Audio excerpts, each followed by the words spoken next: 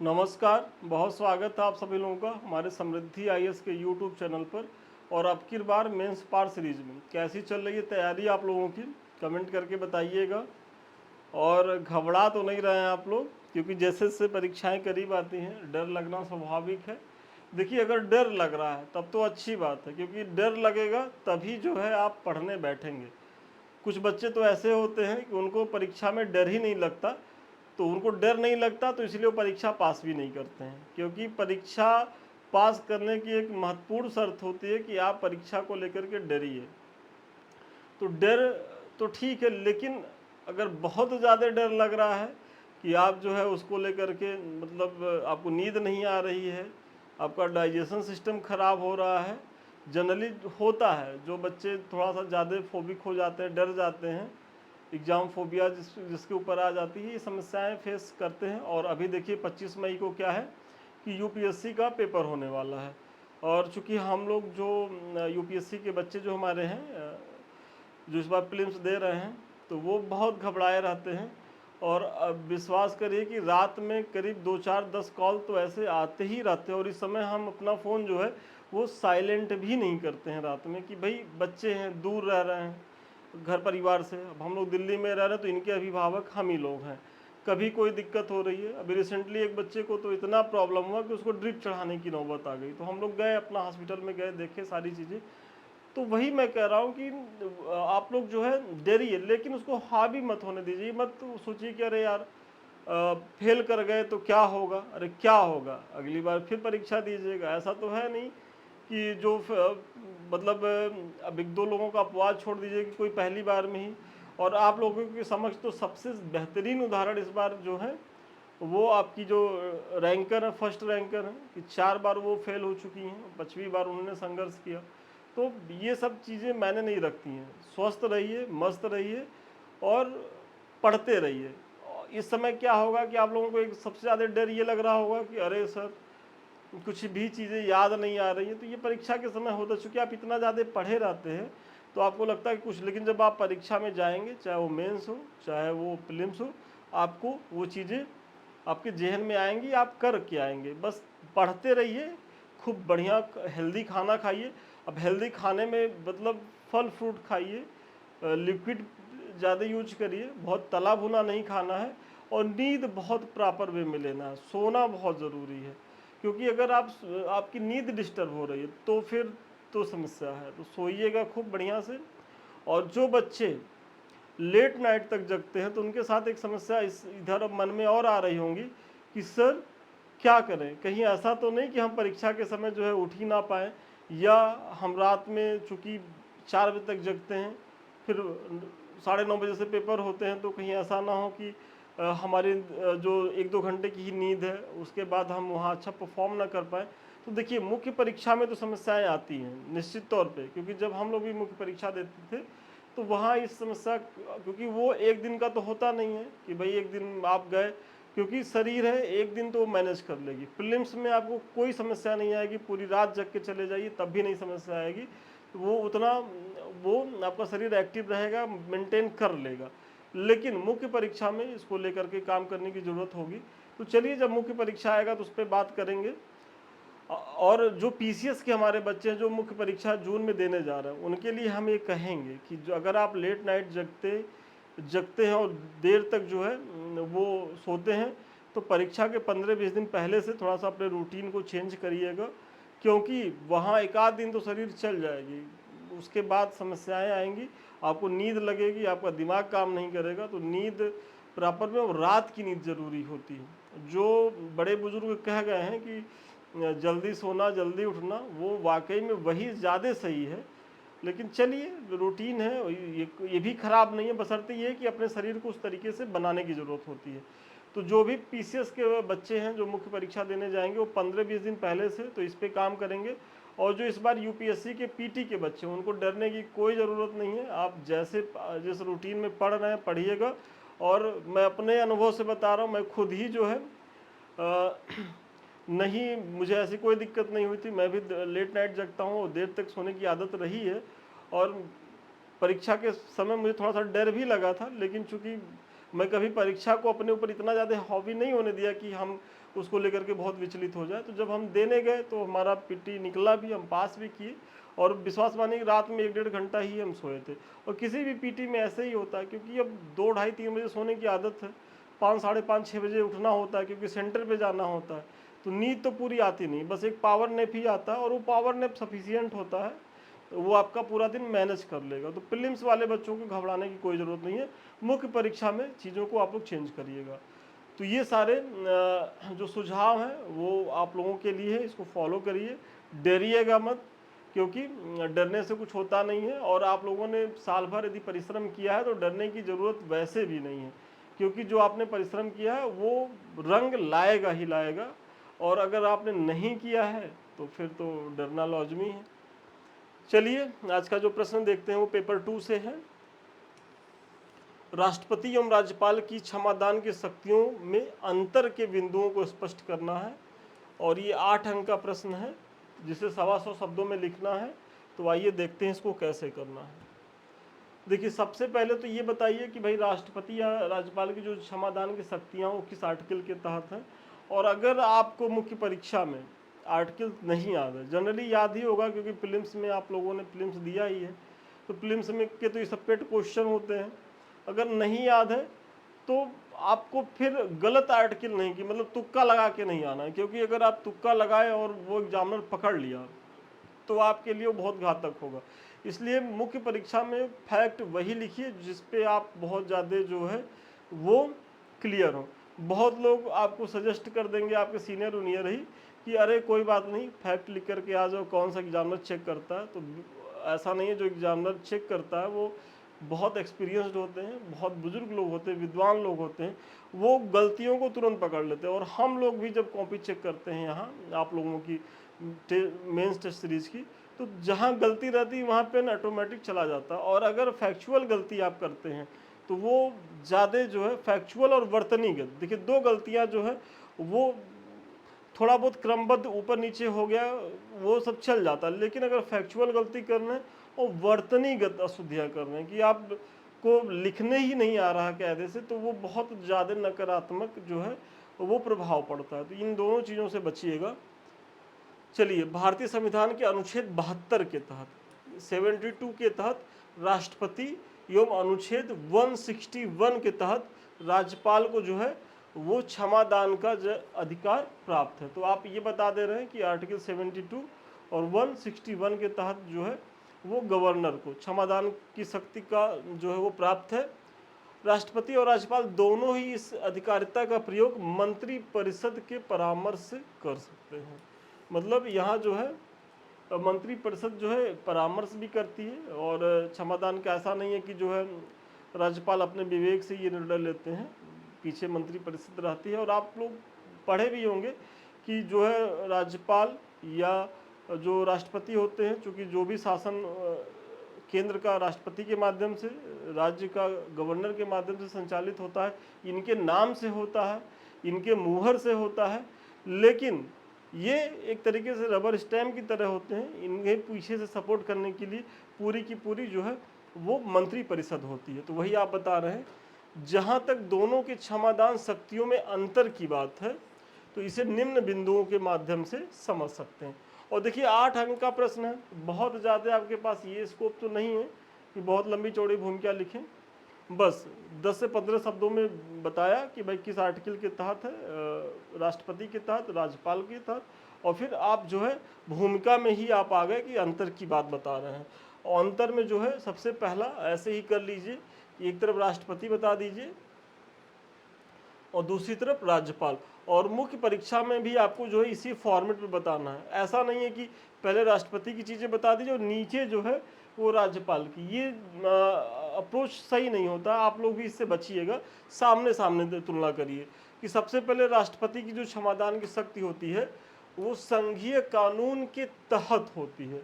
Obviously भाई संघ के ये हेड होते हैं, रिप्रेजेंट करते हैं, तो संघीय कानून के तहत ही ये जो क्षमादान की जो शक्तियाँ होती हैं उस पर निर्णय लेंगे। और इसी तरीके से राज्यपाल जो है राज्य विधि के तहत किसी भी अपराध में सजा प्राप्त व्यक्तियों को क्षमादान देता है। मतलब राज्यपाल जो है वो राज्य विधि के अनुसार काम करता है। तो पहला तो अंतर यही हो गया। फिर अगर दूसरा देखा जाए तो जो राष्ट्रपति होता है वो सेना न्यायालय के तहत सजा प्राप्त व्यक्ति को की सजा माफ कर सकता है, कम कर सकता है या जो है वो बदल सकता है। और ये आपके प्रीलिम्स में यूपीएससी के पीटी में कई बार पूछा गया है कि जो सैन्य जो न्यायालय होते हैं उसको लेकर के जो डिसीजन दिया जाता है, जैसे कोर्ट मार्शल उसल की चीज़ें होती हैं, तो उस पे जो है राष्ट्रपति या राज्यपाल, तो देखिए राज्यपाल के पास तो ऐसा कोई विशेषाधिकार होता ही नहीं है, मतलब सैन्य मामले में ये अधिकार केवल किसके पास है, राष्ट्रपति के पास है। और राष्ट्रपति के पास क्यों है, अगर आप लोगों ने मेरा पिछला वीडियो देखा होगा तो मैंने उसमें बताया था कि जो तीनों सेनाओं का सर्वोच्च कमांडर कौन होता है, वो होता है प्रेसिडेंट। चूंकि ये सर्वोच्च कमांडर है तो इसे ये अधिकार है कि अगर सैन्य न्यायालय के द्वारा दोषी कोई व्यक्ति है, मतलब व्यक्ति क्या होगा, वो सैनिक ही होगा, अधिकारी कर्मचारी ही होंगे सेना से संबंधित, तो उनको जो है ये माफ़ कर सकता है, उनके दंड को कम कर सकता है, घटा सकता है, बढ़ा सकता है, सारी चीज़ें ये राष्ट्रपति कर सकता है। जबकि राज्यपाल को इस संदर्भ में कोई अधिकार जो है वो प्राप्त नहीं है।